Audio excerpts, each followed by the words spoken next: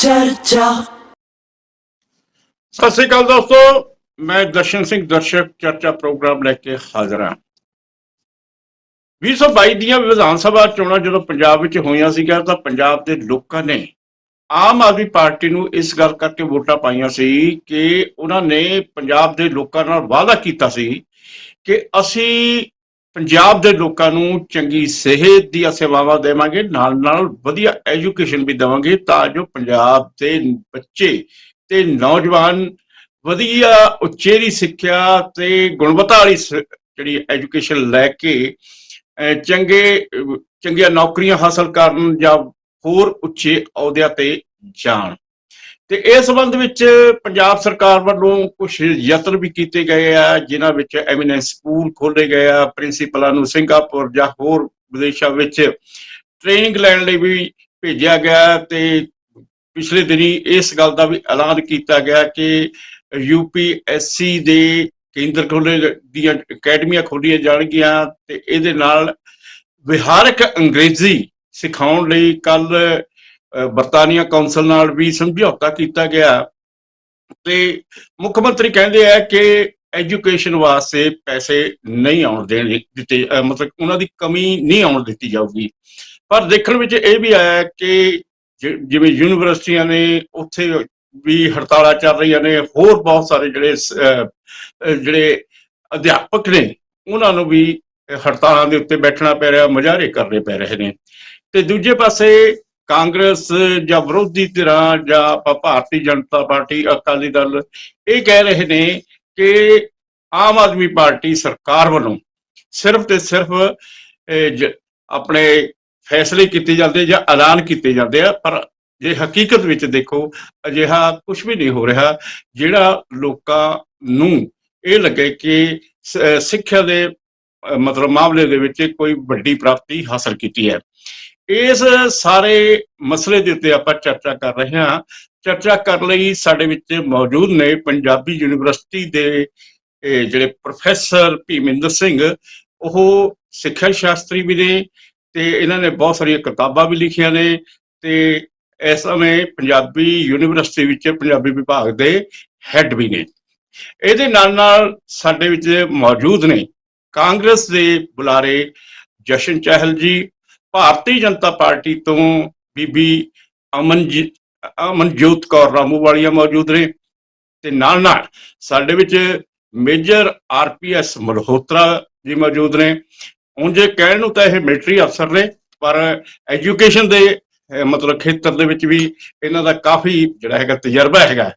ਤੇ ਨਾਲ ਸਾਡੇ ਮੌਜੂਦ ਨੇ ਗੁਰਮੀਤ ਸਿੰਘ ਭੂਮਾ, ਜਿਹੜੇ ਕਿ ਸਟੇਟ ਅਵਾਰਡੀ ਵੀ ਨੇ ਤੇ ਰਾਸ਼ਟਰਪਤੀ ਤੋਂ ਵੀ ਇਹਨਾਂ ਨੇ ਅਵਾਰਡ ਹਾਸਲ ਕੀਤਾ ਹੋਇਆ। ਤੁਹਾਡਾ ਸਾਰਿਆਂ ਦਾ ਸਵਾਗਤ ਹੈ। ਡਾਕਟਰ ਭੀਮਿੰਦਰ ਜੀ, ਤੁਸੀਂ ਐਜੂਕੇਸ਼ਨ ਦੇ ਮਾਮਲੇ ਵਿੱਚ ਬਹੁਤ ਸਾਰੀਆਂ ਕਿਤਾਬਾਂ ਵੀ ਲਿਖੀਆਂ ਨੇ ਤੇ ਸਾਹਿਤ ਦੇ ਵਿੱਚ ਵੀ ਲਿਖੀਆਂ ਨੇ ਤੇ ਨਾਲ ਨਾਲ ਤੁਸੀਂ ਪੜ੍ਹਾਉਂਦੇ ਵੀ ਹੋ।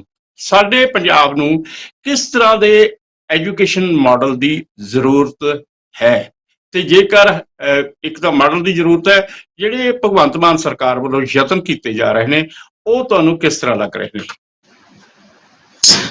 ਜੀ ਦਰਸ਼ਕ ਜੀ, ਦੇਖੋ ਪਹਿਲੀ ਗੱਲ ਤਾਂ ਇਹ ਹੈ ਕਿ ਸਾਡੇ ਕੋਲ ਆਪਣੀ ਗੁਰਬਾਣੀ ਦਾ ਔਰ ਗੁਰੂ ਨਾਨਕ ਸਾਹਿਬ ਦਾ ਬਹੁਤ ਵੱਡਾ ਐਜੂਕੇਸ਼ਨ ਦਾ ਮਾਡਲ ਹੈ। ਉਹ ਮਾਡਲ ਹੈ ਵਿਦਿਆ ਵਿਚਾਰੀ ਤਾਂ ਪਰਉਪਕਾਰੀ। ਇਹਦਾ ਮਤਲਬ ਹੈ ਕਿ ਵਿਦਿਆ ਜਿਹੜੀ ਹੋਣੀ ਚਾਹੀਦੀ ਆ ਉਹ ਸਮਾਜ ਦੇ ਭਲੇ ਲਈ ਹੋਣੀ ਚਾਹੀਦੀ ਹੈ। ਸੁਸਾਇਟੀ ਨੂੰ ਜਿਹੜਾ ਵੀ ਬੰਦਾ ਵਿਦਿਆ ਗ੍ਰਹਿਣ ਕਰੇ ਉਹ ਇਸ ਲਈ ਨਾ ਕਰੇ ਕਿ ਮੈਂ ਸਿਰਫ ਪੈਸੇ ਹੀ ਕਮਾਉਣੇ ਹੈ, ਉਹ ਸਿਰਫ ਇਸੇ ਲਈ ਹੀ ਨਾ ਕਰੇ ਕਿ ਮੈਂ ਉੱਚੇ ਅਹੁਦੇ ਲੈਣੇ ਹੈ। ਉਹ ਸਮਾਜ ਦੀ ਸੇਵਾ ਕਰੇ, ਉਹ ਲੋਕਾਂ ਦੀ ਸੇਵਾ ਔਰ ਸਮਾਜ ਨੂੰ, ਸੁਸਾਇਟੀ ਨੂੰ, ਪੰਜਾਬ ਨੂੰ ਕਿਵੇਂ ਅੱਗੇ ਲੈ ਕੇ ਜਾਣਾ ਉਹਦੇ ਬਾਰੇ ਸੋਚੇ। ਸੋ ਇੱਕ ਮਾਡਲ ਜਿਹੜਾ ਹੈਗਾ ਸਾਡੇ ਗੁਰੂ ਨਾਨਕ ਸਾਹਿਬ ਨੇ, ਗੁਰੂਆਂ ਨੇ ਸਾਨੂੰ ਗੁਰੂ ਗ੍ਰੰਥ ਸਾਹਿਬ ਦੇ ਵਿੱਚ ਇਹ ਮਾਡਲ ਦਿੱਤਾ ਹੈ। ਸੋ ਉਹਦੇ ਉੱਤੇ ਕੰਮ ਕਰਨ ਦੀ ਲੋੜ ਹੈ ਪਹਿਲੀ ਗੱਲ ਤਾਂ। ਔਰ ਇਹਦਾ ਉਲਟ ਜਦੋਂ ਅਸੀਂ ਦੇਖਦੇ ਹਾਂ ਤਾਂ ਪਿਛਲੇ ਖਾਸ ਤੌਰ ਤੇ 20-25 ਸਾਲਾਂ ਤੋਂ ਪੂਰੇ ਹਿੰਦੁਸਤਾਨ ਦੇ ਵਿੱਚ ਜਿਹੜਾ ਇੱਕ ਪ੍ਰਾਈਵੇਟ ਮਾਡਲ ਹੈ, ਪ੍ਰਾਈਵੇਟ ਮਾਡਲ ਨੇ ਇੱਕ ਐਸਾ ਜਿਹੜਾ ਹੈਗਾ ਕੰਬਲਗੁਸ ਐਜੂਕੇਸ਼ਨ ਦੇ ਵਿੱਚ ਪਾਇਆ। ਐਜੂਕੇਸ਼ਨ ਦੇ ਨਾਂ ਦੇ ਉੱਤੇ ਉਹ ਇੱਕ ਬੱਚਿਆਂ ਨੂੰ ਮਸ਼ੀਨ ਬਣਾਉਣ ਲੱਗ ਗਏ। ਉਹਦੇ ਵਿੱਚ ਸਾਨੂੰ ਸਾਡੀ ਜਿਹੜੀ ਖਾਸ ਤੌਰ ਤੇ ਜੇ ਮੈਂ ਕਹਾਂ ਕਿ ਜਿਹੜੀ ਮਾਂ ਬੋਲੀ ਹੈ ਉਹ ਵਿਸਾਰ ਦਿੱਤੀ ਗਈ ਪ੍ਰਾਈਵੇਟ ਸਕੂਲਾਂ ਚੋਂ। ਖਤਮ ਕੀਤੀ ਗਈ। ਇਸੇ ਤਰ੍ਹਾਂ ਜਿਹੜਾ ਸੋਸ਼ਲ ਸਾਇੰਸ ਹੈ ਉਹਨੂੰ ਖਤਮ ਕੀਤਾ ਗਿਆ, ਕਾਲਜਾਂ ਦੇ ਵਿੱਚੋਂ ਖਤਮ ਕਰਨ ਦੀ ਕੋਸ਼ਿਸ਼ ਕੀਤੀ ਗਈ। ਖਾਸ ਤੌਰ ਤੇ ਜਿਹੜੀ ਨਿਊ ਐਜੂਕੇਸ਼ਨ ਪਾਲਿਸੀ, ਨਵੀਂ ਪਾਲਿਸੀ ਆਈ ਹੈ ਗਵਰਨਮੈਂਟ ਵੱਲੋਂ 2020, ਉਹਦੇ ਵਿੱਚ ਵੀ ਤੁਸੀਂ ਦੇਖੋਗੇ ਕਿ ਜਿਹੜੀ ਸਾਡੀ ਐਜੂਕੇਸ਼ਨ ਹੈ ਉਸ ਨੂੰ ਪ੍ਰਾਈਵੇਟ ਹੱਥਾਂ ਵਿੱਚ ਦੇਣ ਦੀ ਕੋਸ਼ਿਸ਼ਾਂ ਨੇ। ਸੋ ਜਿੰਨੀ ਦੇਰ ਐਜੂਕੇਸ਼ਨ ਔਰ ਹੈਲਥ ਦੋਵੇਂ ਚੀਜ਼ਾਂ ਸਰਕਾਰ ਦੇ ਕੰਟਰੋਲ 'ਚ ਨਹੀਂ ਹੁੰਦੀਆਂ, ਸਰਕਾਰ ਇਹਨੂੰ ਆਪਣੇ ਕੰਟਰੋਲ 'ਚ ਨਹੀਂ ਲੈਂਦੀ, ਉਨੀ ਦੇਰ ਕੋਈ ਵੀ ਸਮਾਜ, ਚਾਹੇ ਦੁਨੀਆ ਦਾ ਕੋਈ ਵੀ ਤੁਸੀਂ ਖਿੱਤਾ ਦੇਖ ਲਓ, ਚਾਹੇ ਚਾਈਨਾ ਦੇਖ ਲਓ, ਅਮਰੀਕਾ ਦੇਖ ਲਓ, ਇੰਗਲੈਂਡ ਦੇਖ ਲਓ ਜਾਂ ਯੂਰਪ ਦੇਖ ਲਓ, ਉਹਨਾਂ ਨੇ ਤਾਂ ਹੀ ਤਰੱਕੀ ਕੀਤੀ ਹੈ ਜੇਕਰ ਉਹਨਾਂ ਨੇ ਐਜੂਕੇਸ਼ਨ ਔਰ ਹੈਲਥ ਦੇ ਵਿੱਚ ਉਹਨਾਂ ਦੀ ਸਰਕਾਰ ਨੇ ਇੰਟਰਵੀਨ ਕੀਤਾ ਹੈ, ਚੰਗਾ ਇੰਫਰਾਸਟ੍ਰਕਚਰ ਲਿਆਂਦਾ ਹੈ ਔਰ ਬੱਚਿਆਂ ਨੂੰ ਮੁਫਤ ਐਜੂਕੇਸ਼ਨ ਦਿੱਤੀ ਹੈ। ਖਾਸ ਤੌਰ ਤੇ ਪ੍ਰਾਇਮਰੀ ਔਰ ਮਿਡਲ ਜੇ ਆਪਾਂ ਕਲਾਸਿਸ ਦੇਖੀਏ ਤਾਂ ਸਾਰਿਆਂ ਨੂੰ ਕੰਪਲਸਰੀ ਐਜੂਕੇਸ਼ਨ ਜਿਹੜੀ ਹੈਗੀ ਹੈ ਉਹ ਦਿੱਤੀ ਜਾਂਦੀ ਹੈ। ਔਰ ਸਾਡੇ ਸੰਵਿਧਾਨ ਦੇ ਵਿੱਚ ਵੀ ਜਾਂ ਸਾਡੀ ਜਿਹੜੀ ਨਵਾਂ ਜਿਹੜਾ ਕਾਨੂੰਨ ਬਣਿਆ ਹੈ ਉਹਦੇ ਵਿੱਚ ਵੀ ਬੇਸ਼ੱਕ ਇਹ ਕਿਹਾ ਜਾਂਦਾ ਕਿ ਬੱਚਿਆਂ ਨੂੰ ਅਸੀਂ 15 ਸਾਲਾਂ ਤੱਕ ਫ੍ਰੀ ਐਜੂਕੇਸ਼ਨ ਦੇਣੀ ਹੈ, ਪਰ ਜੋ ਹਾਲਾਤ ਹਕੀਕੀ ਤੌਰ ਤੇ ਨਜ਼ਰ ਆ ਰਹੇ ਨੇ ਉਹ ਇਸ ਤੋਂ ਬਿਲਕੁਲ ਉਲਟ ਨਜ਼ਰ ਆ ਰਹੇ ਨੇ। ਸੋ ਮੇਰਾ ਕਹਿਣ ਦਾ ਮਤਲਬ ਹੈ ਕਿ ਪਿਛਲੇ ਦਿਨਾਂ ਦੇ ਵਿੱਚ ਜਿਹੜੀ ਗੱਲ ਤੁਸੀਂ ਸ਼ੁਰੂ ਕੀਤੀ ਸੀ ਕਿ ਆਮ ਆਦਮੀ ਪਾਰਟੀ ਦੀ ਸਰਕਾਰ ਜੇਕਰ ਇਹ ਕਹਿੰਦੀ ਹੈ ਕਿ ਅਸੀਂ ਐਜੂਕੇਸ਼ਨ ਔਰ ਹੈਲਥ ਦੇ ਵਿੱਚ ਇੰਫਰਾਸਟ੍ਰਕਚਰ ਦੇ ਤੌਰ ਤੇ ਜਾਂ ਪੈਸੇ ਦੇ ਤੌਰ ਤੇ ਹੋਰ ਅਸੀਂ ਇਸ ਨੂੰ ਐਡਵਾਂਸ ਲੈ ਕੇ ਜਾਣਾ ਹੈ ਤਾਂ ਇੱਕ ਚੰਗੀ ਗੱਲ ਹੈ, ਇੱਕ ਬਹੁਤ ਵਧੀਆ ਗੱਲ ਹੈ। ਔਰ ਪਿਛਲੇ ਦਿਨਾਂ ਦੇ ਵਿੱਚ ਜਿਵੇਂ ਅਧਿਆਪਕਾਂ ਦੀਆਂ ਭਰਤੀਆਂ ਹੋਈਆਂ ਨੇ, ਇਸੇ ਤਰ੍ਹਾਂ ਦੀਆਂ ਭਰਤੀਆਂ ਕਾਲਜਾਂ ਦੇ ਵਿੱਚ ਵੀ ਹੋਣੀਆਂ ਚਾਹੀਦੀਆਂ ਨੇ, ਇਸੇ ਤਰ੍ਹਾਂ ਦੀਆਂ ਭਰਤੀਆਂ ਯੂਨੀਵਰਸਿਟੀ ਦੇ ਵਿੱਚ ਵੀ ਹੋਣੀਆਂ ਚਾਹੀਦੀਆਂ ਨੇ, ਕਿਉਂਕਿ ਐਜੂਕੇਸ਼ਨ ਇਕੱਲੀ ਇਹ ਤਾਂ ਹੈ ਨਹੀਂ ਕਿ ਸਕੂਲਾਂ ਦੀ ਹੁੰਦੀ ਹੈ, ਉਹ ਹਾਇਰ ਐਜੂਕੇਸ਼ਨ ਦੀ ਵੀ ਉਨੀ ਵੈਲਿਊ ਹੁੰਦੀ ਹੈ ਜਿੰਨੀ ਕਿ ਪ੍ਰਾਇਮਰੀ ਐਜੂਕੇਸ਼ਨ ਦੀ ਹੁੰਦੀ ਹੈ। ਸੋ ਕੁੱਲ ਮਿਲਾ ਕੇ ਕਹਿ ਸਕਦੇ ਹਾਂ ਕਿ ਚੰਗੀ ਸ਼ੁਰੂਆਤ ਮਾਨ ਸਰਕਾਰ ਵੱਲੋਂ ਕੀਤੀ। ਆਪਾਂ ਕਹਿ ਸਕਦੇ ਹਾਂ ਕਿ ਚਾਹੇ ਉਹ ਇੰਫਰਾਸਟ੍ਰਕਚਰ ਨੂੰ ਲੈ ਕੇ ਹੋਵੇ, ਚਾਹੇ ਉਹ ਵੱਖ-ਵੱਖ ਕੋਰਸਿਸ ਜਿਹੜੇ ਨਵੇਂ ਸ਼ੁਰੂ ਕਰ ਰਹੇ ਨੇ ਉਹਨੂੰ ਲੈ ਕੇ ਹੋਵੇ, ਚਾਹੇ IAS ਜਿਹੜੇ ਟ੍ਰੇਨਿੰਗ ਸੈਂਟਰ ਖੋਲੇ ਜਾ ਰਹੇ ਨੇ ਉਹਨੂੰ ਲੈ ਕੇ ਹੋਵੇ, ਜਾਂ ਜਿਹੜੇ ਨਵੇਂ ਸਕੂਲ ਜਿਹੜੇ ਨੇ ਉਸ ਤਰ੍ਹਾਂ ਦੇ ਉਹਨਾਂ ਦੇ ਵਿੱਚ ਨਵੇਂ ਪ੍ਰਯੋਗ ਕੀਤੇ ਜਾ ਰਹੇ ਨੇ। ਸਿੰਗਾਪੁਰ ਟੀਚਰਸ ਨੂੰ ਜਾਂ ਪ੍ਰਿੰਸੀਪਲ ਸਾਹਿਬਾਨ ਨੂੰ ਭੇਜਿਆ ਜਾ ਰਿਹਾ ਹੈ। ਇੱਕ ਚੰਗੀ ਸ਼ੁਰੂਆਤ ਕਹਿ ਸਕਦੇ ਹਾਂ, ਇੱਕ ਚੰਗੀ ਨੀਤ ਔਰ ਨੀਤੀ ਦੀ ਨਿਸ਼ਾਨੀ ਕਹਿ ਸਕਦੇ ਹਾਂ। ਸੋ ਇਸ ਤਰ੍ਹਾਂ ਦਾ ਕੰਮ ਜਿਹੜਾ ਹੈਗਾ ਜੇਕਰ ਇਹ ਸਰਕਾਰ ਅਗਲੇ 4 ਸਾਲ ਕਰਦੀ ਹੈ ਤਾਂ ਇਹਦੇ ਨਾਲ ਪੰਜਾਬ ਦੀ ਐਜੂਕੇਸ਼ਨ, ਜਿਵੇਂ ਤੁਹਾਡਾ ਟਾਈਟਲ ਹੈ, ਕਿ ਕਾਫੀ ਅੱਗੇ ਜਾ ਸਕਦੀ ਹੈ, ਕਾਫੀ ਅੱਗੇ ਜਿਹੜਾ ਹੈਗਾ ਇਹਦੇ ਵਿੱਚ ਵਾਧਾ ਹੋ ਸਕਦਾ ਹੈ, ਇਹਦੇ ਵਿੱਚ ਕਾਫੀ ਚੇਂਜਿਸ ਜਿਹੜੀਆਂ ਨੇ ਕਰਨ ਦੀ ਲੋੜ ਆ ਔਰ ਉਹ ਚੇਂਜਿਸ ਕਰਕੇ ਇੱਕ ਨਵਾਂ ਜਿਹੜਾ ਹੈਗਾ ਸਿਸਟਮ ਐਜੂਕੇਸ਼ਨ ਦੇ ਵਿੱਚ ਸਿਰਜਿਆ ਜਾ ਸਕਦਾ ਹੈ। ਸੋ ਉਸ ਵੱਲ ਮਾਨ ਸਰਕਾਰ ਜਿਹੜੀ ਹੈਗੀ ਹੈ ਵਧ ਰਹੀ ਹੈ, ਇੱਕ ਚੰਗਾ ਸ਼ਗਨ ਆਪਾਂ ਕਹਿ ਸਕਦੇ ਹਾਂ ਦਰਸ਼ਕ ਜੀ। ਠੀਕ ਹੈ ਭੀਮ ਜੀ, ਤੁਸੀਂ ਜੋ ਮਾਨ ਸਰਕਾਰ ਵੱਲੋਂ ਪਹਿਲ ਕਦਮੀਆਂ ਕੀਤੀਆਂ ਜਾ ਰਹੀਆਂ ਨੇ ਉਸ ਨੂੰ ਐਪਰੀਸ਼ੀਏਟ ਕਰ ਰਹੇ ਹੋ। ਅਸੀਂ ਜਸ਼ਨ ਚਹਿਲ ਕੋਲ ਜਾਂਦੇ ਹਾਂ ਕਿਉਂਕਿ ਕਾਂਗਰਸ ਪੰਜਾਬ ਦੀ ਪ੍ਰਮੁੱਖ ਵਿਰੋਧੀ ਧਿਰ ਹੈ ਤੇ ਉਹ ਕਿਸ ਤਰ੍ਹਾਂ ਮਹਿਸੂਸ ਕਰਦੀ ਹੈ ਜਿਹੜੀ ਇਹ ਮਾਨ ਸਰਕਾਰ ਵੱਲੋਂ ਪਹਿਲ ਕਦਮੀਆਂ ਕੀਤੀ ਜਾ ਰਹੀਆਂ ਨੇ ਜਾਂ ਫੈਸਲੇ ਕੀਤੇ ਜਾ ਰਹੇ ਨੇ ਜਾਂ ਐਲਾਨ ਕੀਤੇ ਜਾ ਰਹੇ ਨੇ। ਜਸ਼ਨ ਚਹਿਲ ਜੀ। ਮਾਨ ਸਰਕਾਰ ਵੱਲੋਂ ਜੀ ਜਿਵੇਂ 2022-23 ਦੇ ਬਜਟ 'ਚ ਤਕਰੀਬਨ 17,072 ਕਰੋੜ ਰੁਪਏ ਦਾ ਬਜਟ ਰੱਖਿਆ ਗਿਆ ਸੀਗਾ ਐਜੂਕੇਸ਼ਨ, ਹਾਇਰ ਐਜੂਕੇਸ਼ਨ ਲਈ। ਉਹਦੇ ਚੋਂ ਤਕਰੀਬਨ ਇਹਨਾਂ ਨੇ, ਜੇ ਮੈਂ ਛੋਟੀ ਮੇਨ ਪੁਆਇੰਟ ਤੁਹਾਨੂੰ ਦੱਸਾਂ, ਤਕਰੀਬਨ 500 ਸਕੂਲ ਇਹਨਾਂ ਨੇ ਆਖਿਆ ਸੀ ਡਿਜੀਟਲਾਈਜ਼ ਕਰਨੇ ਆ।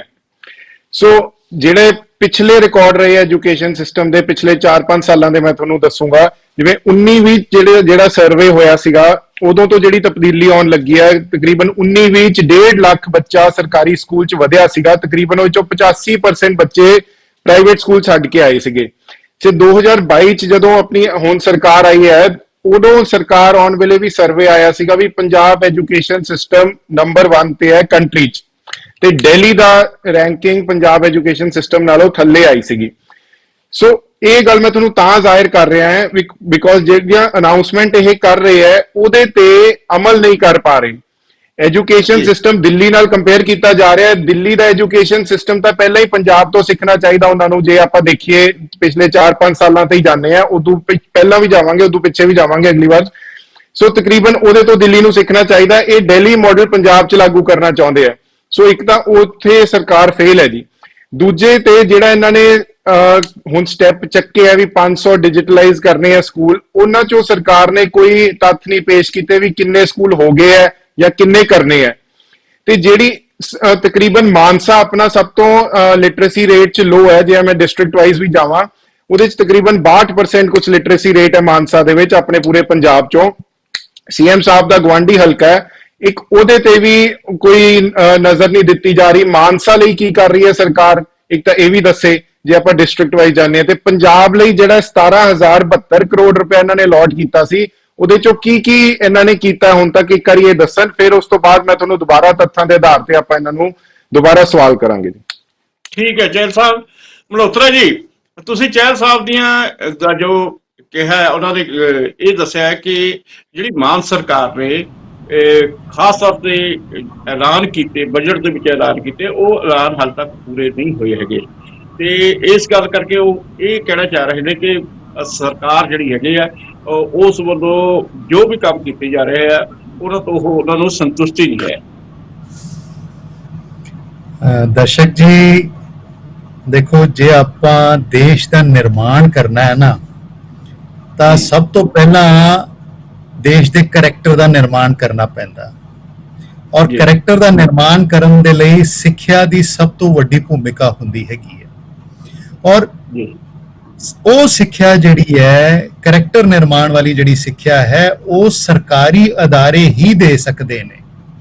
ਕਿਉਂਕਿ ਉਹਨਾਂ ਦੀ ਕੋਈ ਪ੍ਰੋਫਿਟ ਦੀ ਜਾਂ ਮੁਨਾਫੇ ਦੀ ਮਨਸ਼ਾ ਨਹੀਂ ਹੁੰਦੀ, ਉਹਨਾਂ ਦੀ ਸਿਰਫ ਤੇ ਸਿਰਫ ਸੇਵਾ ਦੀ ਔਰ ਦੇਸ਼ ਨਿਰਮਾਣ ਦੀ ਮਨਸ਼ਾ ਹੁੰਦੀ ਹੈ।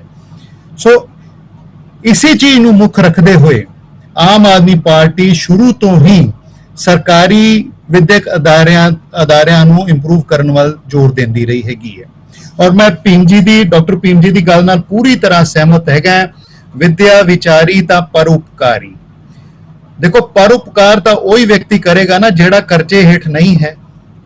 ਜੇ ਕੋਈ ਮਾਪਿਓ ਲੱਖਾਂ ਰੁਪਇਆ ਖਰਚ ਕਰਕੇ ਆਪਣੇ ਬੱਚਿਆਂ ਨੂੰ ਪਹਿਲਾਂ ਸਕੂਲੀ ਸਿੱਖਿਆ ਦਿਵਾਉਣਗੇ, ਫਿਰ ਲੱਖਾਂ ਰੁਪਏ ਖਰਚ ਕਰਕੇ ਕਾਲਜ ਦੀ ਸਿੱਖਿਆ ਦਿਵਾਉਣਗੇ, ਫਿਰ ਲੱਖਾਂ ਰੁਪਏ ਖਰਚ ਕਰਕੇ ਇੰਜੀਨੀਅਰ ਡਾਕਟਰ ਬਣਾਉਣਗੇ, ਤਾਂ ਉਹਨਾਂ ਦੀ ਆਪਣੀ ਜੇਬ ਖਾਲੀ ਹੋਈ ਹੋਣੀ ਹੈ, ਉਹਨਾਂ ਨੂੰ ਆਪਣੀ ਭੁੱਖ ਲੱਗੀ ਹੋਣੀ ਕਿ ਵੀ ਜਿਹੜਾ ਪੈਸਾ ਖਰਚ ਕੀਤਾ ਉਹ ਪਹਿਲਾਂ ਆਪ ਤਾਂ ਰਿਕਵਰ ਕਰੀਏ।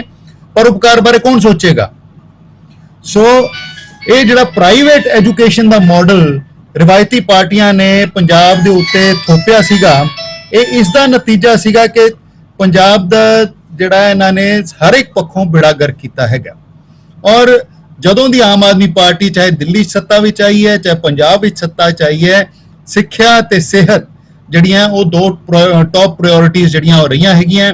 ਪਹਿਲਾਂ ਆਪਾਂ ਦੇਖਿਆ ਕਿ ਦਿੱਲੀ ਦੇ ਵਿੱਚ ਸਿੱਖਿਆ 'ਚ ਕ੍ਰਾਂਤੀ ਆਈ, ਉੱਥੋਂ ਲੱਖਾਂ ਸਟੂਡੈਂਟਸ ਜਿਹੜੇ ਨੇ, ਪਹਿਲਾਂ ਕਰੀਬ 16 ਲੱਖ ਸਰਕਾਰੀ ਸਕੂਲਾਂ 'ਚ ਸੀ, ਹੁਣ 20 ਲੱਖ ਤੋਂ ਉੱਪਰ ਸਰਕਾਰੀ ਸਕੂਲਾਂ 'ਚ ਨੇ, 4 ਲੱਖ ਤੋਂ ਉੱਪਰ ਬੱਚੇ ਜਿਹੜੇ ਨੇ ਪ੍ਰਾਈਵੇਟ ਸਕੂਲ ਛੱਡ ਕੇ ਸਰਕਾਰੀ ਸਕੂਲਾਂ ਵਿੱਚ ਆਏ ਨੇ। ਉਹਨਾਂ ਦੇ ਬਹੁਤ ਅੱਛੇ ਰਿਜ਼ਲਟਸ ਆ ਰਹੇ ਨੇ, ਸਾਰੀਆਂ ਫੀਲਡਸ ਦੇ ਵਿੱਚ, IITs ਵਿੱਚ ਜਾ ਰਹੇ ਨੇ, ਮੈਡੀਕਲ ਵਿੱਚ ਜਾ ਰਹੇ ਨੇ। ਹੋਰ ਤੇ ਹੋਰ 13 October 2022 the Times of India the report ਹੈਗੀ ਹੈ, ਜਿਸ ਨੇ ਕਿਹਾ ਹੈ ਕਿ ਵੀ 5 ਸਕੂਲ ਜਿਹੜੇ ਦਿੱਲੀ ਦੇ ਸਰਕਾਰੀ ਸਕੂਲ ਹੈ, ਉਹ ਦੇਸ਼ ਵਿੱਚ ਟੌਪ 10 ਸਕੂਲ ਵਿੱਚੋਂ ਹੈਗੇ ਸਰਕਾਰੀ ਸਕੂਲ ਦਿੱਲੀ ਦੇ। ਔਰ ਠੀਕ ਹੈ, ਅਮਰੀਕਾ ਦੇ ਪ੍ਰੈਜ਼ੀਡੈਂਟ ਦੀ ਵਾਈਫ ਜਿਹੜੀ ਹੈ ਦਿੱਲੀ ਦੇ ਸਕੂਲਾਂ ਨੂੰ ਦੇਖਣ ਆਈ, ਯੂਨਾਈਟਿਡ ਨੇਸ਼ਨ ਦੇ ਸੈਕਟਰੀ ਜਨਰਲ ਜਿਹੜੇ ਆ ਦਿੱਲੀ ਦੇ ਸਕੂਲਾਂ ਨੂੰ ਦੇਖਣ ਆਏ। ਯਾਨੀ ਕਿ ਇੰਨਾ ਵਧੀਆ ਮਾਡਲ ਜਿਹੜਾ ਹੈ ਆਮ ਆਦਮੀ ਪਾਰਟੀ ਨੇ ਪੇਸ਼ ਕੀਤਾ। ਔਰ ਹੁਣ ਪੰਜਾਬ ਵਿੱਚ ਸਰਕਾਰ ਬਣਨ ਤੋਂ ਬਾਅਦ ਵੀ ਸਿੱਖਿਆ ਜਿਹੜਾ ਹੈ ਸਾਡੀ ਬਹੁਤ ਵੱਡੀ ਪ੍ਰਾਇੋਰਟੀ ਹੈਗੀ ਹੈ। 12% ਬਜਟ ਜਿਹੜਾ ਹੈ ਇਸ ਸਾਲ ਵਧਿਆ ਹੈਗਾ, ਔਰ ਇਸ ਸਾਲ ਦਾ ਬਜਟ 17,074 ਕਰੋੜ ਰੁਪਇਆ ਹੈਗਾ। ਔਰ ਪਹਿਲਾਂ ਆਪਾਂ ਦੇਖਿਆ ਕਿ 2 ਬੈਚਸ ਪ੍ਰਿੰਸੀਪਲਸ ਦੇ ਗਏ ਸੀਗੇ ਸਿੰਗਾਪੁਰ, ਉੱਥੇ ਟ੍ਰੇਨਿੰਗ ਤੇ ਲੈਣ। ਹੁਣ 22 ਤਰੀਕ ਨੂੰ 2 ਬੈਚਸ ਹੋਰ ਗਏ ਹੈਗੇ ਹੈ। ਔਰ ਕੱਲ ਹੀ ਬ੍ਰਿਟਿਸ਼ ਕਾਉਂਸਲ ਦੇ ਨਾਲ ਇੱਕ ਸਮਝੌਤਾ ਹੋਇਆ ਹੈਗਾ। 5,000 ਸਟੂਡੈਂਟਸ ਪੰਜਾਬ ਦੇ ਜਿਹੜੇ ਆ ਹਾਇਰ ਐਜੂਕੇਸ਼ਨ ਵਾਲੇ, ਉਹਨਾਂ ਨੂੰ ਬ੍ਰਿਟਿਸ਼ ਕਾਉਂਸਲ ਟ੍ਰੇਨਿੰਗ ਦੇਗਾ। ਇੰਗਲਿਸ਼ ਫॉर ਵਰਕ ਇਸ ਦਾ ਤੁਹਾਡੇ ਕੋਲ ਫੇਰ ਹੋ ਰਿਹਾ ਇਸ ਸਮੇਂ ਇੱਕ ਬ੍ਰੇਕ ਦਾ ਸਮਾਂ ਹੋ ਰਿਹਾ। ਕੋਈ ਗੱਲ ਨਹੀਂ, ਤੁਹਾਡੇ ਕੋਲ ਫੇਰ ਆ ਜਾਂਦੇ ਆ। ਇੱਕ ਬ੍ਰੇਕ ਲੈ ਲਈਏ, ਬ੍ਰੇਕ ਦਾ ਹੋ ਰਿਹਾ ਸਮਾਂ ਵੀ ਲੈ ਲਈਏ ਇੱਕ ਬ੍ਰੇਕ। ਚਰਚਾ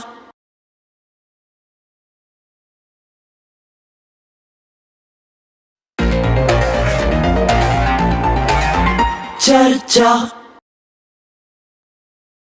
ब्रेक तो बाद फिर हाजिर होने आ। ਮਲਹੋਤਰਾ ਜੀ ਸਰਕਾਰ ਵੱਲੋਂ ਜਿਹੜੇ ਯਤਨ ਕੀਤੇ ਜਾ ਰਹੇ ਨੇ ਉਹਦੇ ਬਾਰੇ ਦੱਸਣਾ ਚਾਹੁੰਦੇ ਸੀਗੇ ਤੇ ਉਹਨਾਂ ਕੋਲ 1 ਮਿੰਟ ਦਾ ਹੋਰ ਸਮਾਂ ਦਿੰਦੇ ਆ। ਮਲਹੋਤਰਾ ਜੀ ਜੋ ਤੁਸੀਂ ਕਹਿਣਾ ਚਾਹ ਰਹੇ ਸੀ ਦੱਸੋ। ਹਾਂਜੀ ਨੂੰ ਰੈਗੂਲਰਾਈਜ਼ ਕੀਤਾ ਗਿਆ ਨਵੇਂ ਟੀਚਰ। ਹਾਂਜੀ ਆ ਰਹੀ ਹੈ ਜੀ ਆਵਾਜ਼? ਠੀਕ ਆ ਆ ਗਈ ਜੀ। ਹਜ਼ਾਰਾਂ ਨਵੇਂ ਟੀਚਰ ਜਿਹੜੇ ਆ ਉਹ ਭਰਤੀ ਕੀਤੇ ਗਏ ਹੈਗੇ ਆ। 117 ਸਕੂਲਸ ਆਫ ਐਮੀਨੈਂਸ ਜਿਹੜੇ ਬ੍ਰਾਈਟ ਸਟੂਡੈਂਟਸ ਦੇ ਲਈ ਹੈਗੇ ਆ ਉਹ ਖੋਲੇ ਜਾ ਰਹੇ ਹੈਗੇ ਆ। ਹਜ਼ਾਰਾਂ ਹੀ ਸਟੇਟ ਮੈਨੇਜਰਸ ਜਿਹੜੇ ਆ ਸਕੂਲਾਂ ਦੀ ਮੈਨੇਜਮੈਂਟ ਦੇ ਲਈ ਉਹ ਭਰਤੀ ਕੀਤੇ ਜਾ ਰਹੇ ਹੈਗੇ ਆ। ਮੈਗਾ ਪੀਟੀਐਮਸ ਹੋ ਰਹੀਆਂ ਹੈਗੀਆਂ। 6500 ਸਕੂਲਾਂ ਦੀ ਚਾਰ ਦੀਵਾਰੀ ਨਹੀਂ ਸੀ, ਉਹ ਚਾਰ ਦੀਵਾਰੀ ਕੀਤੀ ਜਾ ਰਹੀ ਹੈਗੀ ਹੈ। ਫ੍ਰੀ ਟਰਾਂਸਪੋਰਟ ਦਾ ਅਰੇਂਜਮੈਂਟ ਕੀਤਾ ਜਾ ਰਿਹਾ ਹੈਗਾ। ਔਰ ਜਿਵੇਂ ਤੁਸੀਂ ਦੱਸਿਆ ਕਿ 8 ਸ਼ਹਿਰਾਂ 'ਚ UPSC ਦੇ ਐਗਜ਼ਾਮ ਨੂੰ ਦੀ ਟ੍ਰੇਨਿੰਗ ਦੇਣ ਦੇ ਲਈ ਅਕੈਡਮੀਜ਼ ਖੋਲੀਆਂ ਜਾ ਰਹੀਆਂ ਹੈਗੀਆਂ। ਔਰ ਤੁਸੀਂ ਦੇਖੋ ਕਿ ਜਿਹੜੀ ਸਾਡੀ ਹਾਇਰ ਐਜੂਕੇਸ਼ਨ ਦੇ ਸੰਸਥਾਵਾਂ ਸੀ, ਜਿਵੇਂ ਪੰਜਾਬੀ ਯੂਨੀਵਰਸਿਟੀ ਬਹੁਤ ਜ਼ਿਆਦਾ ਕਰਜ਼ੇ ਦੇ ਹੇਠ ਸੀਗੀ।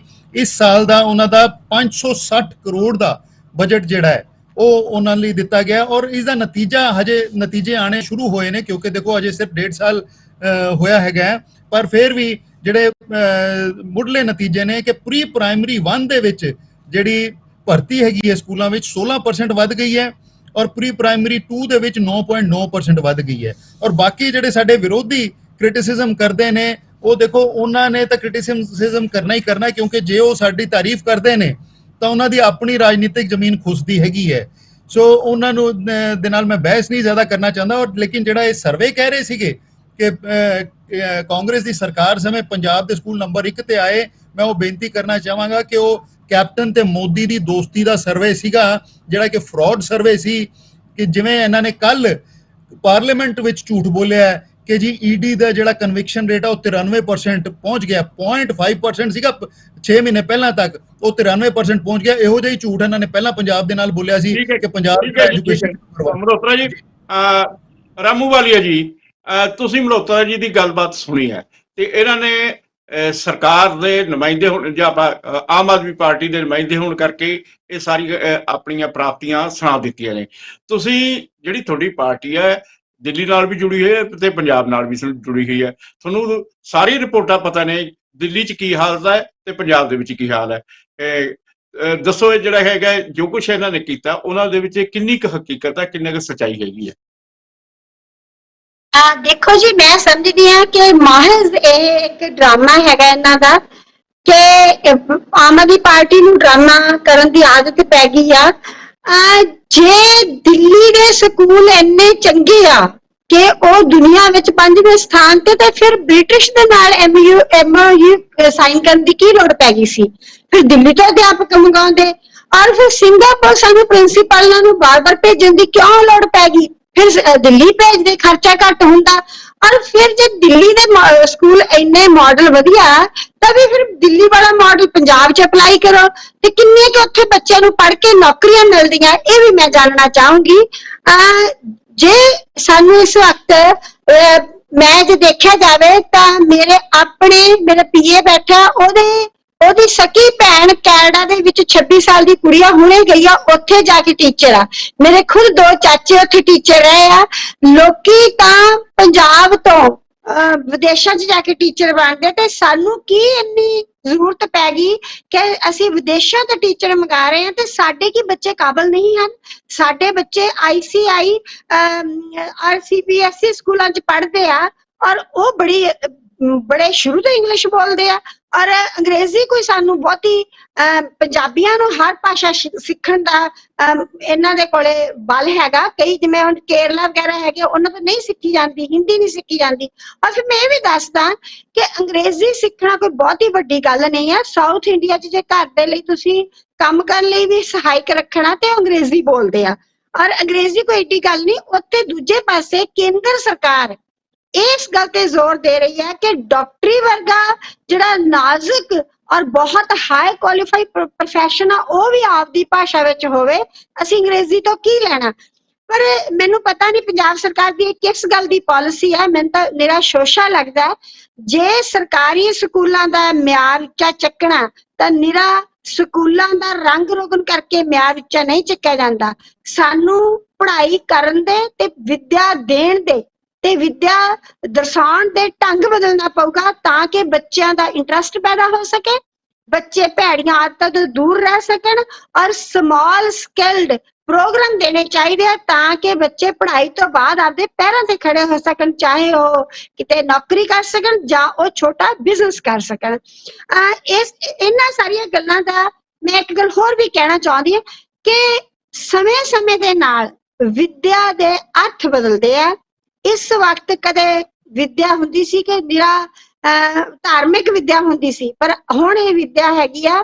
ਇਸ ਸਮੇਂ ਸਾਨੂੰ ਇਹ ਚਾਹੀਦਾ ਕਿ ਇਹੋ ਜਿਹੀ ਵਿਦਿਆ ਹੋਵੇ ਜਿਹਦੇ ਨਾਲ ਅਸੀਂ ਨਸ਼ੇ ਤੋਂ ਦੂਰ ਰਹਿ ਸਕੀਏ ਤੇ ਸਾਡਾ ਆਪਣਾ ਪੰਜਾਬ ਦਾ ਮਾਣ ਮੱਤਾ ਇਤਿਹਾਸ ਆ ਉਹ ਸਕੂਲਾਂ 'ਚ ਪੜ੍ਹਾਇਆ ਜਾਵੇ। ਜਿਹੜੇ ਟੀਚਰ ਬ੍ਰਿਟਿਸ਼ ਤੋਂ ਆਉਣਗੇ ਉਹ ਸਾਡਾ ਇਤਿਹਾਸ ਪੜ੍ਹਾਉਣਗੇ ਕਿਉਂਕਿ ਉਹਨਾਂ ਤਾਂ ਆਪਣੇ ਨਹੀਂ ਆਉਣਾ। ਜਿਵੇਂ ਅਸੀਂ ਬੈਠੇ ਬੈਠੇ ਐਗਜ਼ਾਮਪਲ ਦਿੰਨੇ ਆ ਤੇ ਅਸੀਂ ਐਗਜ਼ਾਮਪਲ ਦਿੰਨੇ ਆ ਗੁਰੂ ਸਾਹਿਬਾਂ ਦੀ, ਰਾਮ ਜੀ ਦੀ ਜਾਂ ਇਸਲਾਮ ਦੀ, ਕਿਉਂਕਿ ਸਾਡੇ ਇਹ ਪੁਰਾਣੇ ਸਾਡੇ ਧਰਮ ਆ, ਸਾਡੀਆਂ ਲੜਾਈਆਂ ਦੀ, ਸਾਡੀ ਸੱਭਿਅਤਾ, ਸਾਡਾ ਕਲਚਰ ਡਿਫਰੈਂਟ ਆ। ਪਰ ਹੁਣ ਕੀ ਉਹ ਜਿਹੜਾ ਵਿਦੇਸ਼ ਤੋਂ ਆਊਗਾ ਉਹ ਦੇਣਗੇ ਕਿਉਂ ਵਿਕਟੋਰੀਆ ਦੀ ਐਗਜ਼ਾਮਪਲ, ਤਾਂ ਅਸੀਂ ਕੀ ਇਹਦੇ ਵਿੱਚ ਚੰਗਾ ਕਰ ਦੇਵਾਂਗੇ ਜਿਹੜਾ ਕਿ ਸਾਡੇ ਬੱਚਿਆਂ ਨੂੰ ਬਹੁਤ ਜ਼ਿਆਦਾ ਕ੍ਰਾਂਤੀਕਾਰੀ ਜਿਹੜਾ ਅੰਦੋਲਨ ਵਰਗੀ ਵਿਦਿਆ ਦਾ ਇਹਨਾਂ ਨੂੰ ਫਰਕ ਪਊਗਾ।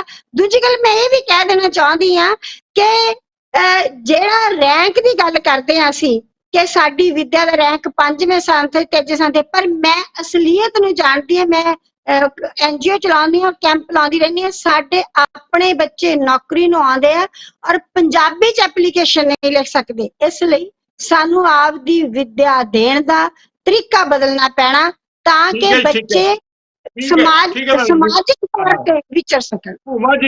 ਭੂਮਾ ਜੀ ਤੁਸੀਂ ਇੱਥੇ ਸਾਰੇ ਜਿਹੜੇ ਨੁਮਾਇੰਦੇ ਆ ਆਪਣੀ ਉਹਨਾਂ ਨੇ ਗੱਲਬਾਤ ਆਪਣੀ ਰੱਖੀ ਹੈ। ਤੁਸੀਂ ਜਿਹੜੇ ਹੈਗੇ ਇੱਕ ਤਾਂ ਹਾਇਰ ਐਜੂਕੇਸ਼ਨ ਹੁੰਦੀ ਹੈ, ਤੁਸੀਂ ਜਿਹੜੇ +2 ਦੀ ਐਜੂਕੇਸ਼ਨ ਹੈ ਉਹਦੇ ਵਿੱਚ ਤੁਸੀਂ ਬੱਚਿਆਂ ਨੂੰ ਬਹੁਤ ਜ਼ਿਆਦਾ ਪੜ੍ਹਾਉਂਦੇ ਵੀ ਹੈ। ਇਸੇ ਗੱਲ ਕਰਕੇ ਵਧੀਆ ਢੰਗ ਨਾਲ ਪੜ੍ਹਾਉਂਦੇ ਤਾਂ ਹੀ ਤੁਹਾਨੂੰ 2 ਵਾਰੀ ਅਵਾਰਡ ਵੀ ਮਿਲਿਆ। ਤੇ ਮੈਨੂੰ ਇਹ ਦੱਸੋ ਕਿ ਜਿਹੜੀ ਭਗਵੰਤ ਮਾਨ ਸਰਕਾਰ ਵੱਲੋਂ ਯਤਨ ਕੀਤੇ ਜਾ ਰਹੇ ਨੇ ਉਹ ਜਿਹੜੇ ਮੌਜੂਦਾ ਸਕੂਲ ਹੈ ਜਾਂ ਇੱਥੇ ਬੁਨਿਆਦੀ ਢਾਂਚਾ ਉਸ ਦੇ ਵਾਸਤੇ ਕਿੰਨਾ ਕੁ ਸਹਾਇਕ ਸਿੱਧ ਹੋ ਰਿਹਾ ਹੈ? ਭੂਮਾ ਜੀ ਆਵਾਜ਼ ਨਹੀਂ ਆ ਰਹੀ। ਚਲੋ ਖੈਰ ਆਪਾਂ ਇੱਕ ਵਾਰ ਫੇਰ ਭੀਮਿੰਦਰ ਜੀ ਕੋਲ ਜਾਂਦੇ ਹਾਂ। ਭੀਮ ਜੀ, ਖਾਸ ਤੌਰ ਤੇ ਜਿਹੜੇ ਆਪਾਂ ਗੱਲ ਕਰ ਰਹੇ ਸੀਗੇ ਕਿ ਮੌਜੂਦਾ ਸਰਕਾਰ ਵੱਲੋਂ ਯਤਨ ਕੀਤੇ ਜਾ ਰਹੇ ਹਨ, ਤੁਸੀਂ ਕਾਫੀ ਇਹ ਵੀ ਦੱਸਿਆ ਕਿ ਕੀ ਸੁਧਾਰ ਹੋਣੇ ਚਾਹੀਦੇ ਹੈ। ਤੇ ਜੇਕਰ ਆਪਾਂ ਸਿਆਸਤ ਤੋਂ ਪਾਸੇ ਹੋ ਕੇ ਗੱਲ ਕਰੀਏ, ਜਿਹੜਾ ਖਾਸ ਤੌਰ ਤੇ ਯੂਨੀਵਰਸਿਟੀਆਂ ਦਾ ਮਾਹੌਲ ਆ ਉੱਥੇ ਇਹ ਹੈ ਵੀ ਅਧਿਆਪਕ ਵੀ ਨਹੀਂ ਰੱਖੇ ਜਾ ਰਹੇ। ਬਹੁਤ ਸਾਰੇ ਜਿਹੜੇ ਹੈਗਾ ਕਾਲਜਾਂ ਦੇ ਵਿੱਚ ਐਡਹੌਕ ਤੇ ਚੱਲਦੇ ਆ ਜਾਂ ਗੈਸਟ ਫੈਕਲਟੀ ਚੱਲਦੀ ਹੈ। ਤੇ ਜੇਕਰ ਉੱਚ ਸਿੱਖਿਆ ਵਾਸਤੇ ਅਧਿਆਪਕ ਨਹੀਂ ਰੱਖੇ ਜਾਣਗੇ ਤਾਂ ਆਪਾਂ ਇਹ ਵੀ ਦੇਖਣ ਵਿੱਚ ਆਇਆ ਪਿਛਲੇ ਸਮੇਂ ਤੋਂ ਕਾਲਜ ਖਾਲੀ ਹੋਏ ਪਏ ਆ। ਇਹ ਸਾਰਾ ਕੁਝ ਕਿਸ ਤਰੀਕੇ ਨਾਲ ਚੱਲ ਰਿਹਾ ਉਹ ਵੀ ਪੰਜਾਬ ਸਰਕਾਰ ਦੇ ਲਈ ਬੜੀ ਵੱਡੀ ਚੁਣੌਤੀ ਹੈ। ਬਿਲਕੁਲ ਬਹੁਤ ਵੱਡੀ ਚੁਣੌਤੀ ਹੈ। ਮੈਂ ਪਹਿਲਾਂ ਵੀ ਕਿਹਾ ਸੀਗਾ ਕਿ ਜਿਵੇਂ ਸਕੂਲਾਂ ਦੇ ਵਿੱਚ ਕੰਮ ਹੋ ਰਿਹਾ ਹੈ, ਗਵਰਨਮੈਂਟ ਬਿਲਕੁਲ ਜਿਵੇਂ ਮਲਹੋਤਰਾ ਜੀ ਨੇ ਕਿਹਾ ਸੀਰੀਅਸ ਕੰਮ ਕਰ ਰਹੀ ਹੈ, ਤਾਂ ਉਸੇ ਕਿਸਮ ਦੇ ਕੰਮ ਕਾਲਜਾਂ ਦੇ ਵਿੱਚ ਔਰ ਯੂਨੀਵਰਸਿਟੀਆਂ ਦੇ ਵਿੱਚ ਵੀ ਕਰਨਾ ਪਏਗਾ। ਉਹ ਮੇਨ ਮੁੱਖ ਕੰਮ ਕੀ ਹੈ? ਇੱਕ ਤਾਂ ਉਹਦੇ ਵਿੱਚ ਸਭ ਤੋਂ ਪਹਿਲਾਂ 1996 ਤੋਂ ਬਾਅਦ PPSC ਦੀ ਜੋ ਪ੍ਰੋਫੈਸਰਾਂ ਦੀ ਭਰਤੀ ਹੁੰਦੀ ਹੈ ਔਰ ਉਹਦੇ ਵਿੱਚ UGC ਨੈਟ ਸਾਡੇ ਬਹੁਤ ਸਾਰੇ ਵਿਦਿਆਰਥੀ ਵਿਹਲੇ ਫਿਰ ਰਹੇ ਹੈ ਔਰ ਇਸੇ ਤਰ੍ਹਾਂ PhD ਕਰਕੇ ਵਿਦਿਆਰਥੀ ਵਿਹਲੇ ਫਿਰ ਰਹੇ ਆ ਸਾਡੇ। ਸੋ ਪਹਿਲੀ ਗੱਲ ਤਾਂ ਉਹਨਾਂ ਨੂੰ ਜੌਬ ਜਿਹੜੀਆਂ ਨੇ ਉਹਨਾਂ ਦੀਆਂ ਨੌਕਰੀਆਂ ਵੱਖ-ਵੱਖ ਸਬਜੈਕਟਸ ਦੀਆਂ ਉਹ ਦਿੱਤੀਆਂ ਜਾਣ ਤਾਂ ਕਿ ਜਿਹੜੇ ਜਿਵੇਂ ਤੁਸੀਂ ਕਹਿ ਰਹੇ ਹੋ ਕਿ 1996 ਤੋਂ ਬਾਅਦ ਜਿਹੜੇ ਖਾਲੀ ਪਏ ਆ ਕਾਲਜ ਜਿੱਥੇ ਅਜੇ ਬਿਲਕੁਲ ਕੋਈ ਭਰਤੀ ਨਹੀਂ ਹੋ ਰਹੀ, ਸਰਕਾਰੀ ਭਰਤੀ ਨਹੀਂ ਹੋ ਰਹੀ, ਉਹਨਾਂ ਤੋਂ ਐਡਹੌਕ ਦੇ ਉੱਤੇ ਕੰਮ ਚਲਾਇਆ ਜਾ ਰਿਹਾ ਹੈ ਜਾਂ ਗੈਸਟ ਫੈਕਲਟੀ ਦੇ ਰਾਹੀਂ ਕੰਮ ਚਲਾਇਆ ਜਾ ਰਿਹਾ ਹੈ, ਉਹਦੀ ਬਜਾਏ ਪੱਕੀ ਭਰਤੀ ਜਿਹੜੀ ਹੈਗੀ ਹੈ ਹੋਣੀ ਚਾਹੀਦੀ ਹੈ। ਪਹਿਲੀ ਗੱਲ ਤਾਂ ਇਹ ਹੈ ਕਿ ਜਿੰਨੀ ਦੇਰ ਭਰਤੀ ਨਹੀਂ ਹੋਏਗੀ, ਪ੍ਰੋਫੈਸਰ ਸਾਡੇ ਕੋਲੇ ਨਹੀਂ ਹੋਣਗੇ, ਉਨੀ ਦੇਰ ਅਸੀਂ ਜਿਹੜੀ ਹਾਇਰ ਐਜੂਕੇਸ਼ਨ ਨੂੰ ਅੱਗੇ ਨਹੀਂ ਲੈ ਕੇ ਜਾਵਾਂਗੇ। ਦੂਸਰਾ ਜਿਹੜਾ ਹੈਗਾ ਪੱਖ ਉਹ ਹੈ ਇਨਫਰਾਸਟ੍ਰਕਚਰ ਦਾ, ਕਿ ਜਿਹੜੇ ਸਾਡੇ ਕਾਲਜਿਸ ਜਿਵੇਂ ਖਾਲੀ ਪਏ ਨੇ, ਮੰਨ ਲਓ ਪਟਿਆਲੇ ਦੀ ਆਪਾਂ ਗੱਲ ਕਰੀਏ ਤਾਂ ਮਹਿੰਦਰਾ ਕਾਲਜ ਜਿਹੜਾ ਹੈਗਾ ਬਹੁਤ ਸਾਡੇ ਕੋਲੇ ਵਧੀਆ ਉਹਦੀ ਲੋਕੇਸ਼ਨ ਹੈ ਬਹੁਤ ਪੁਰਾਣਾ ਕਾਲਜ ਹੈ ਔਰ ਪੰਜਾਬ ਦੇ ਸਭ ਤੋਂ ਪੁਰਾਣੇ ਕਾਲਜਾਂ ਚੋਂ ਮੰਨਿਆ ਜਾਂਦਾ ਹੈ। ਪਰ ਦਿੱਕਤ ਕੀ ਆ ਉੱਥੇ? ਦਿੱਕਤ ਇਹੀ ਹੈ ਕਿ ਇਨਫਰਾਸਟ੍ਰਕਚਰ ਜਿਹੜਾ ਕਿ ਸਾਇੰਸ ਲਈ ਚਾਹੀਦਾ ਹੈ, ਜਿਹੜਾ ਕਿ ਸਪੋਰਟਸ ਲਈ ਚਾਹੀਦਾ ਹੈ, ਜਾਂ ਹੋਰ ਸੋਸ਼ਲ ਸਾਇੰਸ ਲਈ ਚਾਹੀਦਾ ਹੈ, ਜਾਂ ਇੱਥੋਂ ਤੱਕ ਕਿ ਜਿਹੜੇ ਟੀਚਰ ਸਾਹਿਬਾਨ ਚਾਹੀਦੇ ਨੇ ਉਹ ਹਜੇ ਤੱਕ ਮੁਹੱਈਆ ਨਹੀਂ ਹੋਏ। ਸੋ ਆਉਣ ਵਾਲੇ ਸਮੇਂ ਦੇ ਵਿੱਚ ਅਸੀਂ ਇਹੀ ਬੇਨਤੀ ਕਰਾਂਗੇ, ਮਲਹੋਤਰਾ ਜੀ ਬੈਠੇ ਨੇ, ਕਿ ਜਿਹੜੀ ਹਾਇਰ ਐਜੂਕੇਸ਼ਨ ਹੈ ਉਹਦੇ ਵੱਲ ਵੀ ਤਵੱਜੋ ਜਿਹੜੀ ਹੈਗੀ ਹੈ ਦਿੱਤੀ ਜਾਣੀ ਚਾਹੀਦੀ ਹੈ। ਔਰ ਜਿੱਥੋਂ ਤੱਕ ਯੂਨੀਵਰਸਿਟੀਜ਼ ਦਾ ਸਵਾਲ ਹੈ, ਯੂਨੀਵਰਸਿਟੀ ਦੇ ਵਿੱਚ ਬੇਸ਼ੱਕ ਵੱਖ-ਵੱਖ ਯੂਨੀਵਰਸਿਟੀਜ਼ ਨੂੰ ਪੈਸੇ ਪੱਖੋਂ ਅਮੀਰ ਕੀਤਾ ਗਿਆ ਹੈ ਔਰ ਜਿਹੜਾ ਹੈਗਾ ਜਿਵੇਂ ਮਲਹੋਤਰਾ ਜੀ ਨੇ ਦੱਸਿਆ ਕਿ ਪੰਜਾਬੀ ਯੂਨੀਵਰਸਿਟੀ ਪਟਿਆਲਾ ਦਾ 30 ਕਰੋੜ ਰੁਪਈਆ ਮਹੀਨੇ ਦਾ ਸਰਕਾਰ ਦੇ ਰਹੀ ਹੈ ਉਹਨਾਂ ਨੂੰ। ਹੁਣ ਸਵਾਲ ਇਹੀ ਹੈ ਕਿ ਉਹ ਜਿਹੜਾ 30 ਕਰੋੜ ਰੁਪਈਆ ਦਿੱਤਾ ਜਾ ਰਿਹਾ ਹੈ ਔਰ ਉਹਦੇ ਵਿੱਚ ਇਨਫਰਾਸਟ੍ਰਕਚਰ ਦੇ ਲਈ ਵੀ ਹੋਣਾ ਚਾਹੀਦਾ ਹੈ, ਉਹਦੇ ਵਿੱਚ ਜਿਹੜੀ ਹੈਗੀ ਹੈ ਨਵੀਆਂ ਭਰਤੀਆਂ ਉਹ ਵੀ ਹੋਣੀਆਂ ਚਾਹੀਦੀਆਂ ਨੇ। ਔਰ ਜੇਕਰ ਅਸੀਂ ਯੂਨੀਵਰਸਿਟੀ ਨੂੰ ਬਚਾ ਲਾਂਗੇ, ਜੇਕਰ ਅਸੀਂ ਆਪਣੇ ਕਾਲਜਿਸ ਨੂੰ ਬਚਾ ਲਾਂਗੇ ਔਰ ਜੇਕਰ ਅਸੀਂ ਆਪਣੇ ਐਜੂਕੇਸ਼ਨ ਸਿਸਟਮ ਨੂੰ ਬਚਾ ਲਾਂਗੇ ਤਾਂ ਲਾਜ਼ਮੀ ਤੌਰ ਤੇ ਪੰਜਾਬ ਇੱਕ ਨਵਾਂ ਮਾਡਲ ਜਿਹੜਾ ਹੈਗਾ ਪੰਜਾਬ ਦਾ ਉਹ ਇੱਕ ਨੰਬਰ 1 ਦਾ ਸੂਬਾ ਜਿਹੜਾ ਹੈਗਾ ਜ਼ਰੂਰ ਆਉਣ ਵਾਲੇ ਸਮੇਂ ਦੇ ਵਿੱਚ ਬਣ ਸਕਦਾ ਹੈ। ਇਹਦੇ ਲਈ ਸਰਕਾਰ ਨੂੰ ਗੰਭੀਰ ਤੌਰ ਤੇ ਸੀਰੀਅਸ ਹੋ ਕੇ ਐਫਰਟਸ ਕਰਨੇ ਪੈਣਗੇ। ਦਰਸ਼ਕ ਜੀ ਠੀਕ ਹੈ ਜੀ। ਭੂਮਾ ਜੀ, ਤੁਸੀਂ ਆਪਣੇ ਭੀਮਿੰਦਰ ਸਿੰਘ ਜਿਹੜੇ ਹੈਗੇ ਆ ਉਹ ਖਾਸ ਤੌਰ ਤੇ ਯੂਨੀਵਰਸਿਟੀ ਨਾਲ ਸੰਬੰਧਿਤ ਨੇ, ਕਾਲਜਾਂ ਨਾਲ ਸੰਬੰਧਿਤ ਨੇ, ਉਹਨਾਂ ਦੀ ਗੱਲਬਾਤ ਕੀਤੀ ਹੈ। ਜਿਹੜੇ ਆਪਣੇ ਖਾਸ ਤੌਰ ਤੇ ਸਕੂਲ ਨੇ, ਸਕੂਲ ਪੱਧਰ ਦੇ ਉੱਤੇ ਜਿਹੜੇ ਯਤਨ ਹੋ ਰਹੇ ਨੇ ਉਹਨਾਂ ਵਿੱਚ ਸਰਕਾਰ ਦੇ ਯਤਨ ਕਿੰਨੇ ਕੁ ਸਾਰਥਕ? ਹੈਲੋ ਭੂਮਾ ਜੀ, ਆਵਾਜ਼ ਨਹੀਂ ਆ ਰਹੀ ਹੈਗੀ ਤੇ ਮੈਨੂੰ ਲੱਗਦਾ ਤੁਹਾਡੇ ਇੰਟਰਨੈਟ ਦੀ ਪ੍ਰੋਬਲਮ ਹੈ ਜਾਂ ਤਕਨੀਕੀ ਤੌਰ ਤੇ ਕੁਝ ਹੋਰ ਪ੍ਰੋਬਲਮ ਹੈ। ਜਸ਼ਨ ਜੀ, ਜਿਵੇਂ ਤੁਸੀਂ ਆਪਣੇ ਮਲਹੋਤਰਾ ਜੀ ਦੀ ਗੱਲਬਾਤ ਸੁਣੀ ਹੈ ਕਿ ਉਹਨਾਂ ਨੇ ਕਾਫੀ ਪ੍ਰਾਪਤੀਆਂ ਦੱਸੀਆਂ ਨੇ ਜਿਹੜੀ ਪੰਜਾਬ ਸਰਕਾਰ ਨੇ ਜਾਂ ਆਪਾਂ ਭਗਵੰਤ ਮਾਨ ਸਰਕਾਰ ਨੇ ਕੀਤੀਆਂ ਨੇ, ਪਰ ਉਹਦੇ ਵਿੱਚ ਇਹ ਵੀ ਹੈ ਕਿ ਖਾਸ ਤੌਰ ਤੇ ਜਿਹੜਾ ਪਿਛਲੇ ਸਮੇਂ ਤੋਂ ਹੀ ਜਿਹੜਾ ਐਜੂਕੇਸ਼ਨ ਸਿਸਟਮ ਹੈ ਕਾਫੀ ਜਿਹੜਾ ਹੈਗਾ ਇਹਦੇ ਵੱਲ ਧਿਆਨ ਨਹੀਂ ਦਿੱਤਾ ਜਾ ਰਿਹਾ। ਪਰ ਇਹ ਵੀ ਹੈ ਕਿ ਬਹੁਤ ਸਾਰੇ ਜਿਹੜੇ ਸਿੱਖਿਆ ਮਾਹਿਰ ਨੇ ਜਾਂ ਹੋਰ ਵੀ ਮਤਲਬ ਕਿਸੇ ਵੀ ਖੇਤਰ ਦੇ ਵਿੱਚ ਹੈ, ਉਹ ਵੀ ਆਪਣੇ ਆਪ ਦੇ ਵਿੱਚ ਇੱਕ ਬੜੀ ਵੱਡੀ ਗੱਲ ਹੈ ਕਿ ਜਿਹੜੀਆਂ ਸਰਕਾਰਾਂ ਨੇ, ਚਾਹੇ ਉਹ ਕਾਂਗਰਸ ਦੀ ਹੋਵੇ, ਚਾਹੇ ਉਹ ਅਕਾਲੀ ਦਲ ਦੀ ਹੋਵੇ, ਚਾਹੇ ਉਹ ਆਮ ਆਦਮੀ ਪਾਰਟੀ ਦੀ ਸਰਕਾਰ ਹੋਵੇ, ਉਹਨਾਂ ਵੱਲੋਂ ਜਿਹੜੇ ਫ੍ਰੀ ਦੇ ਵਿੱਚ ਅੱਜ ਕੱਲ ਵੋਟਾਂ ਹਾਸਲ ਕਰਨ ਵਾਸਤੇ ਐਲਾਨ ਕੀਤੇ ਜਾਂਦੇ ਆ, ਉਹਨਾਂ ਐਲਾਨਾਂ ਦੇ ਕਾਰਨ ਜਿਹੜਾ ਹੈਗਾ ਵਿਕਾਸ ਵਾਸਤੇ ਪੈਸਾ ਨਹੀਂ ਬਚਦਾ, ਐਜੂਕੇਸ਼ਨ ਵਾਸਤੇ ਪੈਸਾ ਨਹੀਂ ਬਚਦਾ, ਹਸਪਤਾਲਾਂ ਵਾਸਤੇ ਪੈਸਾ ਨਹੀਂ ਬਚਦਾ ਹੈਗਾ, ਤੇ ਸਾਰਾ ਜ਼ੋਰ ਉਹਨਾਂ ਫ੍ਰੀ ਬੀਜ ਦੇ ਉੱਤੇ ਹੀ ਲੱਗ ਜਾਂਦਾ ਹੈ। ਤੇ ਇਸ ਸੰਬੰਧ ਵਿੱਚ ਆਪਾਂ ਅੱਗੇ ਇਹ ਗੱਲਬਾਤ ਜਾਰੀ ਰੱਖਾਂਗੇ। ਹੁਣ ਇੱਕ ਬ੍ਰੇਕ ਦਾ ਸਮਾਂ ਆ ਗਿਆ, ਲੈਣੇ ਇੱਕ ਬ੍ਰੇਕ। ਚਰਚਾ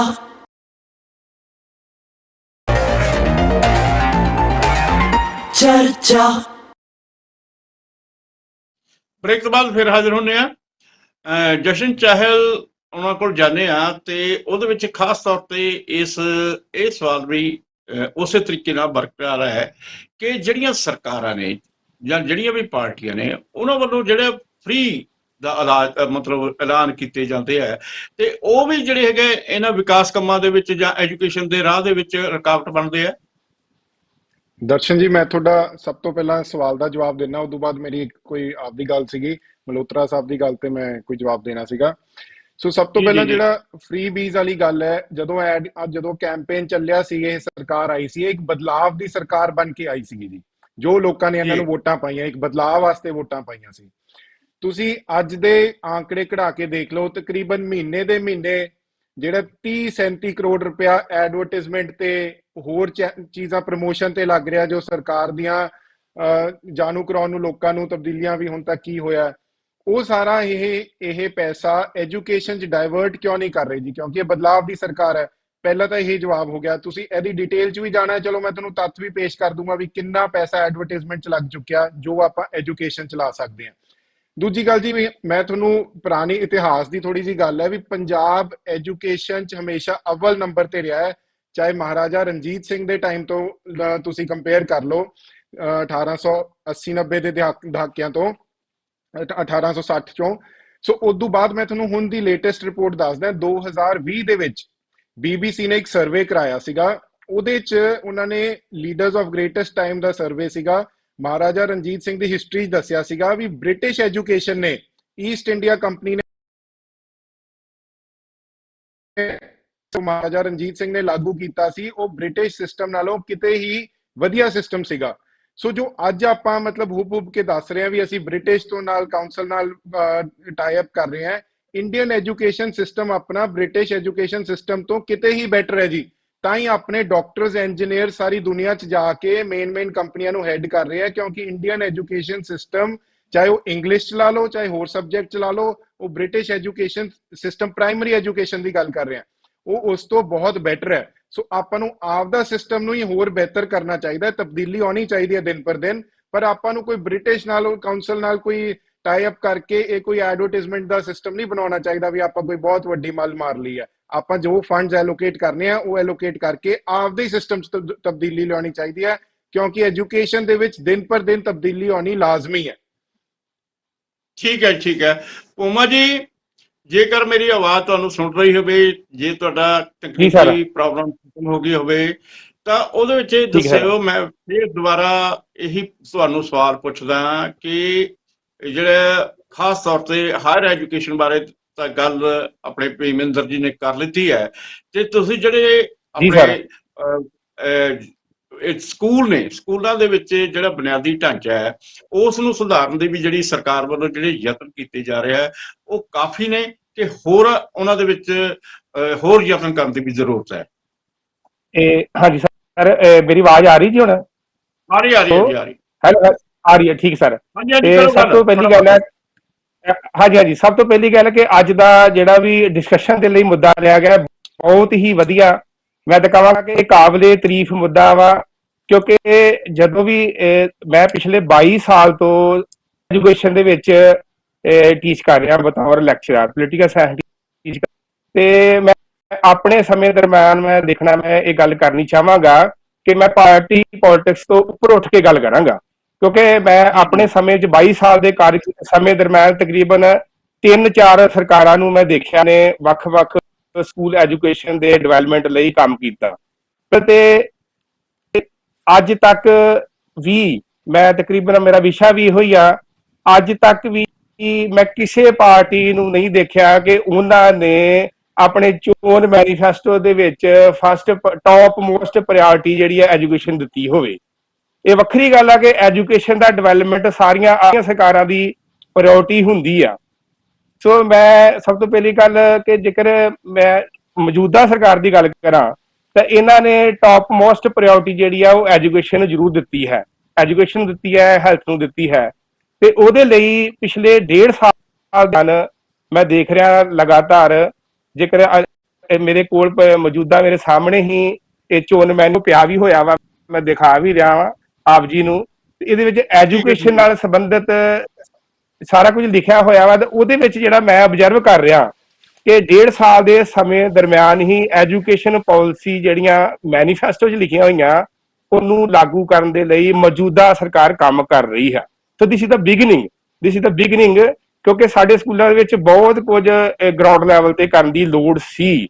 ਤੇ ਉਸੇ ਤਹਿਤ ਜੇਕਰ ਅਸੀਂ ਦਿੱਲੀ ਮਾਡਲ ਦੀ ਗੱਲ ਕਰੀਏ ਤਾਂ ਮੈਂ ਦਿੱਲੀ ਦੀ ਗੱਲ ਕਰਦਾ ਹੀ ਨਹੀਂ, ਮੈਂ ਪੰਜਾਬ ਦੀ ਗੱਲ ਕਰਾਂਗਾ ਜਿੱਥੇ ਮੈਂ ਪੜ੍ਹਾ ਰਿਹਾ, ਆਪਣੇ ਬੱਚਿਆਂ ਨੂੰ ਪੜ੍ਹਾ ਰਿਹਾ, ਤੇ ਉਹਦੇ ਲਈ ਮੈਂ ਕਹਿ ਰਿਹਾ ਵਾਂ ਕਿ 2-4 ਜਿਹੜੇ ਸਟੈਪ ਲਏ ਗਏ ਹਨ ਸਟਾਰਟਿੰਗ ਦੇ ਵਿੱਚ, ਮੈਨੂੰ ਬੜੀ ਵਧੀਆ ਲੱਗੀ। ਖਾਸ ਤੌਰ ਤੇ ਮੈਨੂੰ ਸਭ ਤੋਂ ਵਧੀਆ ਗੱਲ ਲੱਗ ਰਹੀ ਆ ਕਿ ਸਕੂਲਾਂ ਦੇ ਇਨਫਰਾਸਟਰਕਚਰ ਦੇ ਡਿਵੈਲਪਮੈਂਟ ਲਈ ਗਵਰਨਮੈਂਟ ਸੰਜੀਦਾ ਹੋ ਗਈ ਆ। ਦੂਸਰੀ ਗੱਲ, ਜੇਕਰ ਸਾਡੇ ਸਕੂਲਾਂ ਦੇ ਵਿੱਚ ਤਕਰੀਬਨ 38,000 ਦੇ ਕਰੀਬ ਵੈਕੈਂਸੀਆਂ ਖਾਲੀ ਸੀ, ਜਿਨ੍ਹਾਂ ਨੂੰ ਹੌਲੀ-ਹੌਲੀ ਹੁਣ ਸਰਕਾਰ ਵੱਲੋਂ ਭਰਨਾ ਸ਼ੁਰੂ ਕਰ ਦਿੱਤਾ ਗਿਆ ਹੈ। ਤੀਸਰੀ ਗੱਲ, ਸਾਡੇ ਪੰਜਾਬ ਦੇ ਵਿੱਚ ਹੁਣ ਤੱਕ ਯੂਨੀਅਨ ਪਬਲਿਕ ਸਰਵਿਸ ਕਮਿਸ਼ਨ ਦੇ ਜਿੰਨੇ ਵੀ ਐਗਜ਼ਾਮ ਹੋਏ ਆ, ਬਹੁਤ ਘੱਟ ਵਿਦਿਆਰਥੀ ਜਿਹੜੇ ਸੀ ਇਹਦੇ ਵਿੱਚ ਰਿਪਰੈਜ਼ੈਂਟ ਕਰਦੇ ਸੀ, ਆਉਂਦੇ ਸੀ। ਸੋ ਮੈਨੂੰ ਇਹ ਵੀ ਸਟੈਪ ਬੜਾ ਵਧੀਆ ਲੱਗ ਰਿਹਾ ਕਿ 8 ਸੈਂਟਰ ਖੋਲੇ ਜਾ ਰਹੇ ਹਨ। ਪੰਜਾਬ ਦੇ ਵਿਦਿਆਰਥੀ ਜਿਹੜੇ ਕਿ IAS, IPS, IFS ਅਫਸਰ ਬਣ ਗਏ, ਇਹ ਬੜੀ ਵਧੀਆ ਗੱਲ ਹੈ।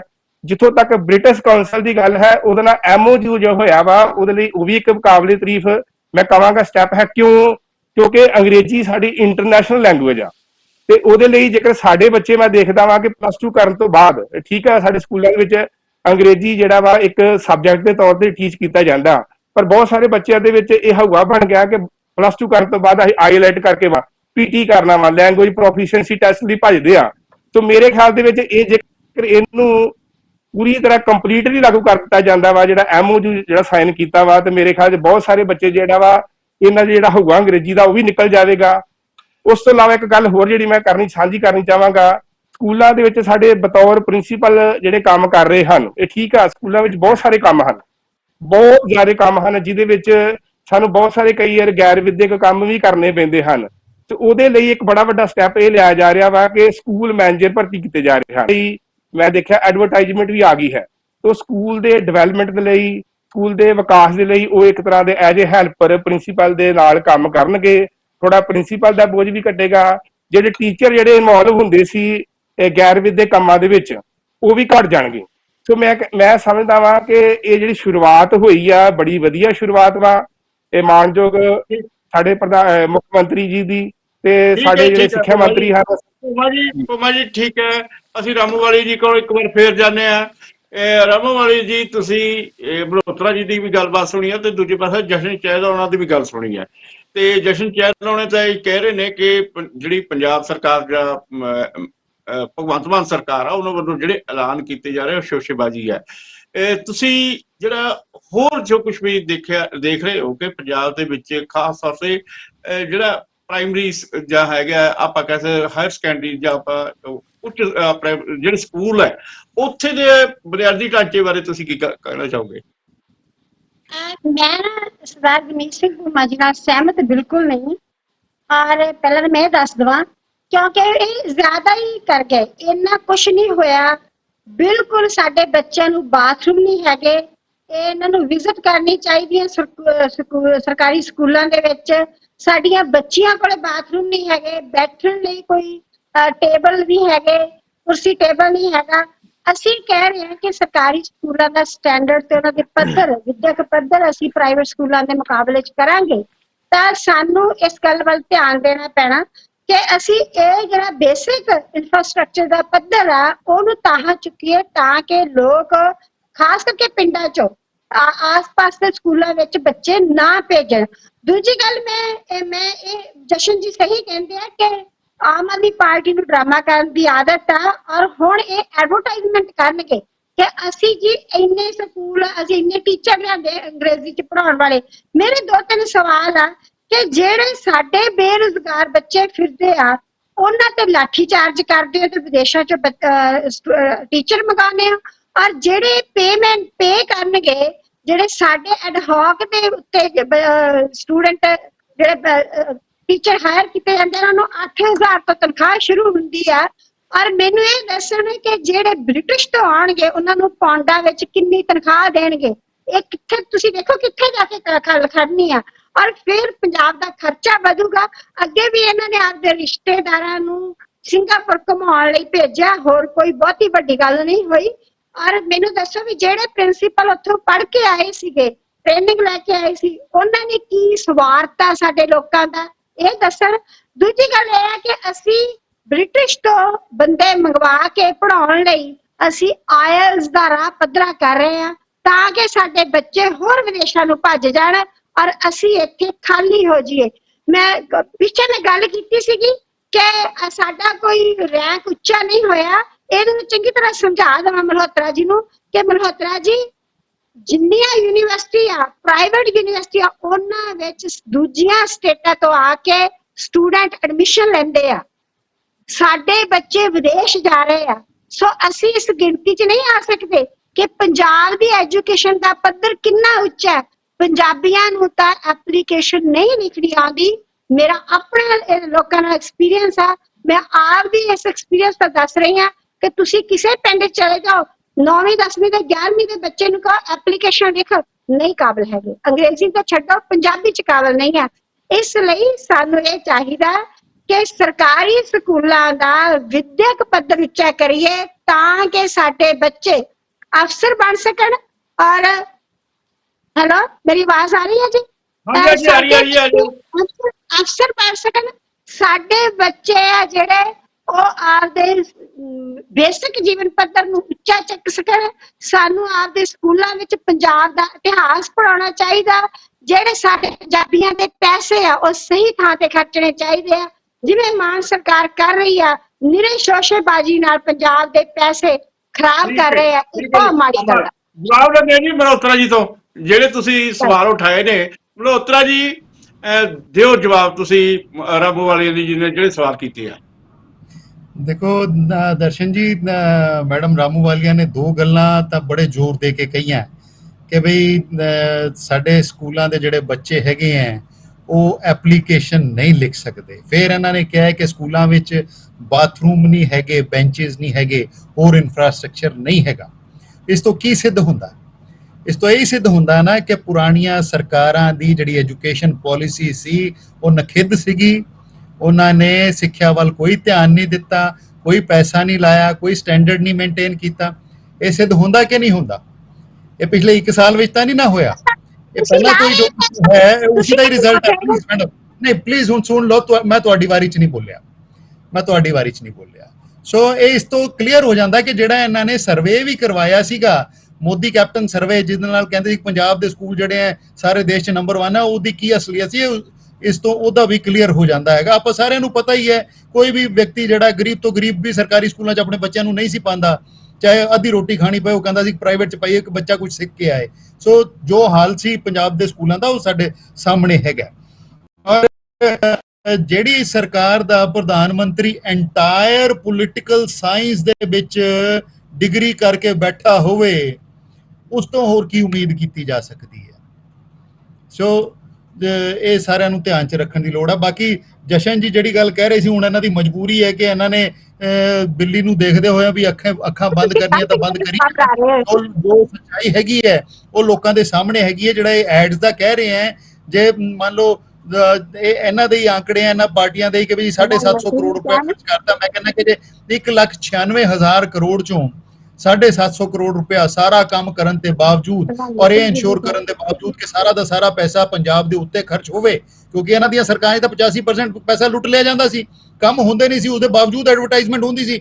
ਅਸੀਂ ਘੱਟੋ ਘੱਟ ਕੰਮ ਤਾਂ ਕਰ ਰਹੇ ਹਾਂ, ਇਮਾਨਦਾਰੀ ਨਾਲ ਕੰਮ ਕਰ ਰਹੇ ਹਾਂ, ਔਰ ਉਹ ਪੈਸਾ ਕੰਮ ਜਿਹੜਾ ਹੈ ਲੋਕਾਂ ਤੱਕ ਪਹੁੰਚਣਾ ਵੀ ਬਹੁਤ ਜ਼ਰੂਰੀ ਹੈ ਔਰ ਐਡਵਰਟਾਈਜ਼ਮੈਂਟ ਵੀ ਬਹੁਤ ਜ਼ਰੂਰੀ ਹੈਗੀ ਹੈ। ਜੇ 100 ਰੁਪਇਆ ਖਰਚ ਹੁੰਦਾ ਹੈ ਤਾਂ ਉਹਦੇ ਵਿੱਚੋਂ ਜੇ 30 ਪੈਸੇ ਸਰਕਾਰ ਐਡਵਰਟਾਈਜ਼ਮੈਂਟ ਤੇ ਖਰਚ ਕਰਦੀ ਹੈ ਤੇ ਮੈਂ ਸਮਝਦਾ ਔਰ ਇਮਾਨਦਾਰੀ ਨਾਲ ਖਰਚ ਕਰਕੇ ਕਰਦੀ ਹੈ, ਗਲਤ ਨਹੀਂ ਹੈ। ਔਰ ਜਿਹੜਾ ਪਲੀਜ਼ ਮੈਨੂੰ ਕੰਪਲੀਟ ਕਰ ਲੈਣ ਦਿਓ ਪਲੀਜ਼, ਕਿਉਂਕਿ ਸਵਾਲ ਸਾਰਿਆਂ ਦੇ ਹੈਗੇ, ਮੈਨੂੰ ਸਾਰਿਆਂ ਦੇ ਜਵਾਬ ਦੇਣੇ ਪੈਣੇ। ਔਰ ਬ੍ਰਿਟਿਸ਼ ਕਾਉਂਸਲ ਦੇ ਨਾਲ ਜਿਹੜਾ ਸਮਝੌਤਾ ਹੋਇਆ ਸਰ, ਉਹ ਦੇਸ਼ ਵਿਦੇਸ਼ ਵਿੱਚ ਨੌਕਰੀਆਂ ਦੇ ਲਈ ਪੰਜਾਬ ਦੇ ਨੌਜਵਾਨਾਂ ਨੂੰ ਕਾਬਿਲ ਬਣਾਉਣ ਦੇ ਲਈ ਹੋਇਆ ਹੈਗਾ। ਉਹ ਕੋਈ ਪੌਂਡਾਂ 'ਚ ਤਨਖਾਹ ਨਹੀਂ ਦੇਣੀ, ਜਿਹੜੇ ਇੱਥੇ ਪੰਜਾਬ 'ਚ ਹੀ ਬੈਠੇ ਆ ਲੋਕ, ਉਹਨਾਂ ਨੇ ਹੀ ਆ ਕੇ ਟ੍ਰੇਨਿੰਗ ਦੇਣੀ ਹੈਗੀ ਹੈ। ਔਰ ਇੱਕ ਬੜਾ ਅੱਛਾ ਕਦਮ ਹੈਗਾ, ਕਿਉਂਕਿ ਨੌਕਰੀਆਂ ਜਿਹੜੀਆਂ ਸਿਰਫ ਪੰਜਾਬ ਵਿੱਚ ਹੀ ਨਹੀਂ ਮਿਲਦੀਆਂ, ਪੰਜਾਬ ਦੇ ਬੱਚਿਆਂ ਨੂੰ ਪੰਜਾਬ ਤੋਂ ਬਾਹਰ ਵੀ ਮਿਲਦੀਆਂ, ਦੇਸ਼ ਤੋਂ ਬਾਹਰ ਵੀ ਮਿਲਦੀਆਂ ਹੈਗੀਆਂ। ਔਰ ਇੱਥੇ ਮੈਂ ਇੱਕ ਬੜੀ ਵੱਡੀ ਯਾਨੀ ਕਿ ਇੰਪੋਰਟੈਂਟ ਗੱਲ ਕਹਿਣਾ ਚਾਹਾਂਗਾ ਕਿ ਪਿਛਲੀਆਂ ਸਰਕਾਰਾਂ ਨੇ ਰਿਸ਼ਵਤਖੋਰੀ ਨੂੰ ਧਿਆਨ 'ਚ ਰੱਖਦੇ ਹੋਏ ਇਹ ਪ੍ਰਾਈਵੇਟ ਮਾਡਲ, ਚਾਹੇ ਉਹ ਸਿਹਤ ਦੇ ਖੇਤਰ ਵਿੱਚ ਸੀ, ਚਾਹੇ ਸਿੱਖਿਆ ਦੇ ਖੇਤਰ ਵਿੱਚ ਸੀ, ਇਹ ਲਾਗੂ ਕੀਤਾ ਸੀ। ਔਰ ਖਾਸ ਕਰ ਉਹ ਚਾਹੁੰਦੇ ਸੀ ਕਿ ਦੇਸ਼ ਦੇ ਆਮ ਲੋਕ ਜਿਹੜੇ ਨੇ ਉਹ ਪੜ੍ਹ ਲਿਖ ਕੇ ਸਮਝਦਾਰ, ਗਿਆਨਵਾਨ ਨਾ ਹੋਣ। ਇਹ ਠੀਕ ਹੈ ਕਿ ਮੌਜੂਦਾ ਭਗਵੰਤ ਮਾਨ ਸਰਕਾਰ ਕਾਫੀ ਯਤਨ ਕਰ ਰਹੀ ਹੈ ਤੇ ਉਹਨਾਂ ਯਤਨਾਂ ਦੇ ਨਾਲ ਹੈਗਾ ਕਿ ਜਿਹੜਾ ਪੰਜਾਬ ਦੇ ਵਿੱਚ ਇੱਕ ਸਿੱਖਿਆ ਦਾ, ਵਧੀਆ ਸਿੱਖਿਆ ਦਾ, ਗੁਣਵੱਤਾ ਵਾਲੀ ਸਿੱਖਿਆ ਦਾ ਮਾਹੌਲ ਵੀ ਬਣ ਰਿਹਾ ਹੈ। ਪਰ ਇਹਦੇ ਵਿੱਚ ਇਹ ਹੈ ਕਿ ਜਿਹੜੀਆਂ ਪਿਛਲੀਆਂ ਸਰਕਾਰਾਂ ਨੇ ਉਹਨਾਂ ਨੇ ਵੀ ਇਹਦੇ ਵਿੱਚ ਕੰਟਰੀਬਿਊਸ਼ਨ ਕੀਤੀ ਹੈ, ਤਾਂ ਹੀ ਜਿਹੜਾ ਹੈਗਾ ਕਿਸੇ ਸਮੇਂ ਤਾਂ ਇਹ ਸੀਗਾ ਕਿ ਪੰਜਾਬ ਦਾ ਮਾਹੌਲ ਹੀ ਜਿਹੜਾ ਐਜੂਕੇਸ਼ਨ ਵਾਸਤੇ ਵਧੀਆ ਨਹੀਂ ਸੀਗਾ। ਤੇ ਖਾਸ ਤੌਰ ਤੇ ਦੇਖੋ ਜਿਹੜੀਆਂ ਚਾਹੇ ਕਾਂਗਰਸ ਸਰਕਾਰ ਆ, ਚਾਹੇ ਉਹ ਅਕਾਲੀ ਸਰਕਾਰ ਆ, ਉਹਨਾਂ ਦੀ ਵੀ ਕੰਟਰੀਬਿਊਸ਼ਨ ਹੈ। ਇਹ ਨਹੀਂ ਹੈਗਾ, ਤੁਸੀਂ ਜਿਹੜੀ ਆਮ ਆਦਮੀ ਪਾਰਟੀ ਇਸ ਗੱਲ ਨੂੰ ਬਿਲਕੁਲ ਨਕਾਰ ਨਹੀਂ ਸਕਦੀ ਹੈਗੀ। ਤੇ ਪਰ ਇਹ ਹੈ ਕਿ ਅੱਜ ਇਹ ਵਧੀਆ ਕੰਮ ਕਰ ਵੀ ਰਹੀ ਹੈ ਤੇ ਇਸ ਗੱਲ ਦਾ ਸਵਾਗਤ ਵੀ ਹੋਣਾ ਚਾਹੀਦਾ ਹੈ। ਅਸੀਂ ਚਾਹੁੰਦੇ ਹਾਂ ਕਿ ਸਾਡਾ ਜਿਹੜਾ ਇਨਫਰਾਸਟ੍ਰਕਚਰ ਹੈ, ਸਾਡੀ ਐਜੂਕੇਸ਼ਨ ਸਿਸਟਮ ਹੈ, ਇਹ ਸੱਚਮੁੱਚ ਹੀ ਵਧੀਆ ਹੋਣਾ ਚਾਹੀਦਾ, ਤਾਂ ਜੋ ਜਿਹੜੇ ਬੱਚੇ ਵਿਦੇਸ਼ਾਂ ਵਿੱਚ ਜਾ ਰਹੇ ਨੇ ਉਹ ਨਾ ਜਾਣ, ਪੰਜਾਬ ਵਿੱਚ ਟਿਕਣ, ਪੰਜਾਬ ਵਿੱਚ ਚੰਗੇ ਜੌਬ ਹਾਸਲ ਕਰਨ, ਜਾਂ ਜਿਹੜੀਆਂ ਵੱਡੀਆਂ ਮੁਕਾਬਲੇ ਦੀਆਂ ਪ੍ਰੀਖਿਆਵਾਂ ਨੇ ਉਹਨਾਂ ਦੇ ਵਿੱਚ ਵੀ ਜਿਹੜਾ ਹੈਗਾ ਉਹ ਮੁਕਾਬਲੇ ਦੇ ਵਿੱਚ ਵੱਡੇ ਵੱਡੇ ਜਿਹੜੇ ਹੈਗਾ ਪ੍ਰਾਪਤੀਆਂ ਹਾਸਲ ਕਰਨ। ਤੇ ਇਹੀ ਸਾਡੀ ਜਿਹੜੀ ਹੈਗੀ ਹੈ ਇੱਛਾ ਵੀ ਹੈ, ਸਾਡੀ ਅਰਦਾਸ ਵੀ ਹੈ ਕਿ ਇਹ ਕੁਝ ਹੋਣਾ ਚਾਹੀਦਾ ਹੈ। ਜਿਹੜਾ ਹੈਗਾ ਭੀਮਿੰਦਰ ਜੀ, ਉਮਾ ਜੀ, ਮਲਹੋਤਰਾ ਜੀ, ਰਾਮੂਵਾਲੀਆ ਜੀ, ਚਹਿਲ ਸਾਹਿਬ, ਤੁਸੀਂ ਇਸ ਚਰਚਾ ਦੇ ਵਿੱਚ ਸ਼ਾਮਲ ਹੋਏ, ਤੁਹਾਡਾ ਬਹੁਤ ਬਹੁਤ ਧੰਨਵਾਦ। ਤੇ ਸਾਡੇ ਦਰਸ਼ਕਾਂ ਦਾ ਵੀ ਬਹੁਤ ਬਹੁਤ ਧੰਨਵਾਦ ਜਿਹੜੇ ਇਸ ਚਰਚਾ ਵਿੱਚ ਸ਼ਾਮਲ ਹੁੰਦੇ ਰਹਿੰਦੇ ਨੇ ਤੇ ਅੱਗੇ ਇਸ ਨੂੰ ਖੁੰਡ ਚਰਚਾ ਬਣਾਉਂਦੇ ਨੇ। ਕੱਲ ਨੂੰ ਕਿਸੇ ਨਵੇਂ ਵਿਸ਼ੇ ਨਾਲ ਫੇਰ ਹਾਜ਼ਰ ਹੋਵਾਂਗੇ। ਉਦੋਂ ਤੱਕ ਲਈ ਮੈਨੂੰ ਦਿਓ ਆਗਿਆ। ਸਤਿ ਸ੍ਰੀ ਅਕਾਲ। ਚਰਚਾ